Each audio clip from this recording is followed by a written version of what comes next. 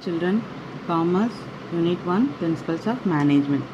So, in this lesson, in this video, we are going to learn span of management. Span of management. So, what is the span of management or span of control? So, span of management refers to the number of subordinates who can be managed efficiently by superior.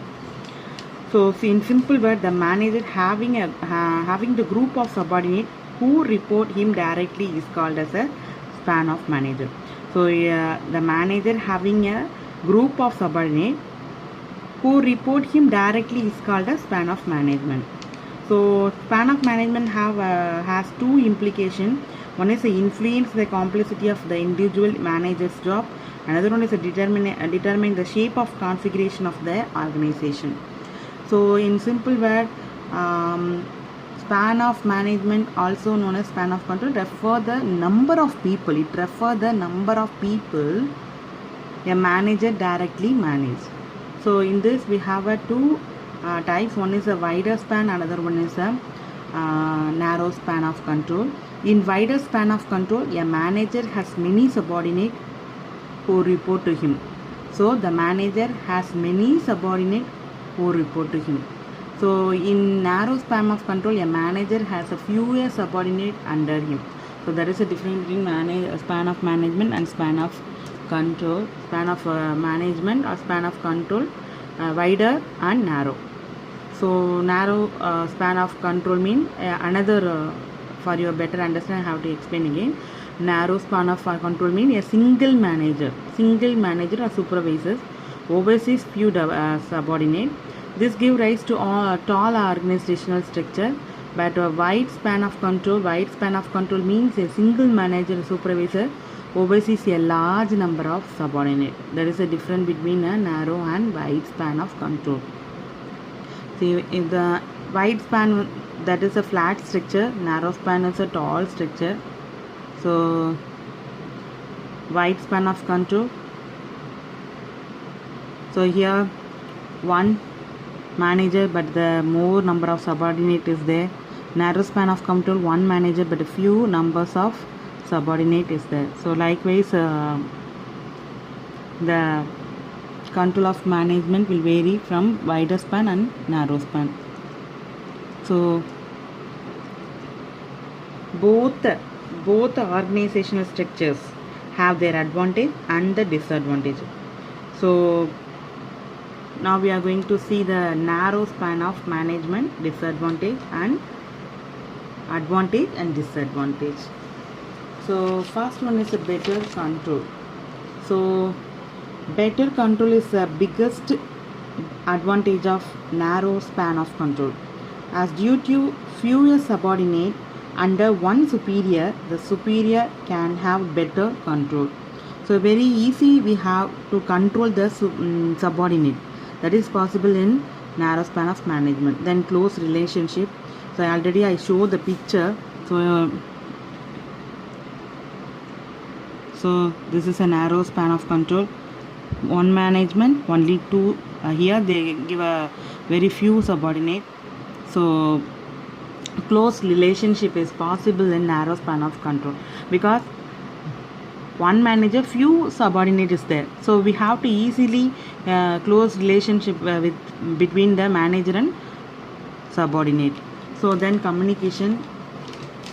So, communication, since the superior has more time, subordinate is lead to better communication. So, better communication is possible in narrow span of management because of one management, few subordinate. So, it is very easily possible to communicate whatever you want to communicate with to the subordinate. It is easy and better. Simply we have to reach them. So, communication is very fast. Very fastly we have to communicate with the subordinate is possible in narrow span of management.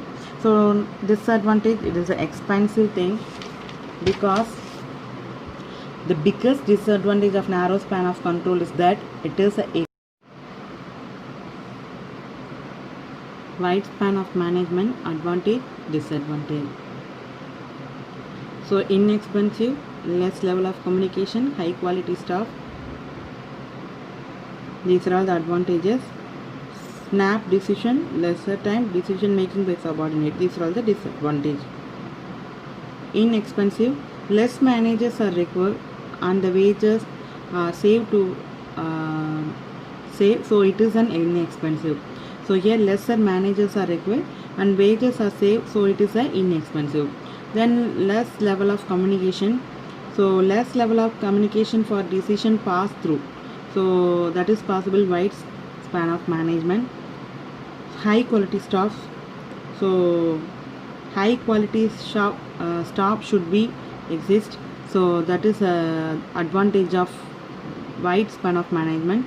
Then disadvantage, snap decision, so managers may make a snap decision because they want to look after too many employers, so too many employers they want to look out, so manager the snap decision making is possible. That is one of the disadvantage of wide span of management.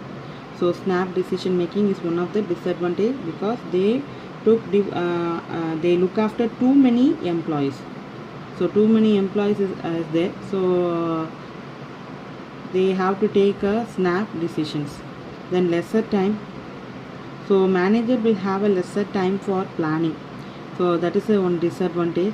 Then decision making by subordinate, so subordinate may make a decision, they are not trained to make a decision, so not trained subordinate they take a decision making, they sometimes they take a decisions, so that is one of the disadvantage of wide span of management. So these are all the advantage and disadvantage. So this is a span of management. So span of management, so we have a refer number of people the manager directly manage, or like simply if you want to say the manager having the group of subordinate who report him directly is called a span of management. So we have two types, one is a wider span of control, another one is a narrow span of control. Wider span of control means a manager has many subordinates who report to him, so he has to report many subordinates, so that is a wider span of management. Narrow span of control means manager has a fewer subordinates under him, so that is a span of management, wider span and narrow span. So we have learned the difference also. Wider span is a flatter structure, narrow span is a tall structure, because narrow span we have lesser number of subordinates is there. Wider span we have a large number of subordinates is there. So this is the picture. So then we have to learn the narrow span management advantage, disadvantage, then wider span of management advantage, disadvantage. That's it. So successfully we have to finish our unit 1, principles of management. So small recap, what are the things we learned in this principles of management is, first we learned the meaning of principles of management, then concept of management we learned, definition of management, both general definition and precise definition, and management art and science, management versus administration, management process of function, principles of scientific management, principles of modern management, then last but not least span of management. So these are all the things we learn in principles of management. So management, it is a part and parcel of our day-to-day life. So we have learned these things through these lessons. These are all the things we have learned in this lesson. So what is your work?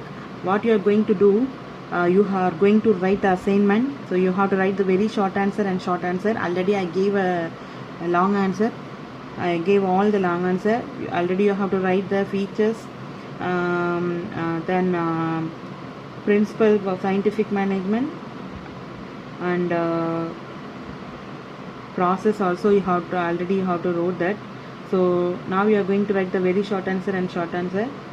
Then you have to learn all the 1 marks. If you want to learn more 1 marks, then you have to go through full lesson. So that's it. So while you are marking the answers, if you have any doubt, you can ask me. Thank you children, thank you for watching my video. Thank you.